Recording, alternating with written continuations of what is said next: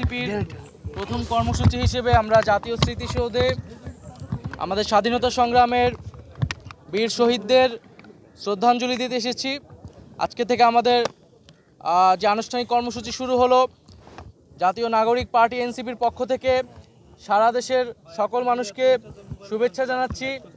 আমাদের এই ভূখণ্ডের জনপদের মানুষের যে লড়াইয়ের ইতিহাস রয়েছে, 1947 সালের আজাদির লড়াই থেকে শুরু করে 1971 সালের মহান স্বাধীনতা সংগ্রাম এবং 2024 সালের ছাত্র জনতার গণ অভ্যুত্থান, এই সকল লড়াইয়ের আকাঙ্ক্ষাকে ধারণ করেই আমরা নতুন বাংলাদেশ বিনির্মাণ করব এবং সেই লক্ষ্যেই এনসিপি কাজ করে যাচ্ছে।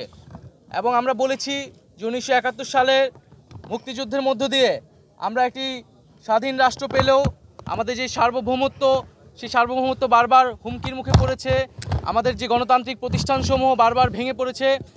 আমরা একটি গণতান্ত্রিক সংবিধান গড়ে তুলতে পারিনি। একটি একদলীয় সংবিধানের মাধ্যমে ফ্যাসিজম এবং একদলীয় স্বৈরতন্ত্রের বীজ বপন করা হয়েছিল।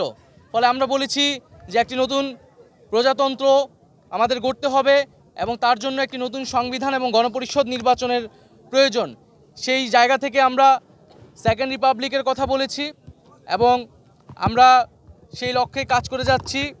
এবং জাতীয় নাগরিক পার্টি এই মুহূর্তে তার প্রথম লক্ষ্য হচ্ছে তার সাংগঠনিকভাবে কার্যক্রম বিস্তৃত করা, তৃণমূলে সাংগঠনিক কার্যক্রম বিস্তৃত করা এবং নিবন্ধন নিতে যেই ধরনের শর্তাবলী পূরণ করতে হয় সেই শর্তাবলী পূরণ করার দ্রুত সময়ের মধ্যে পূরণ করে আমরা নিবন্ধন কার্যক্রম আগাবো।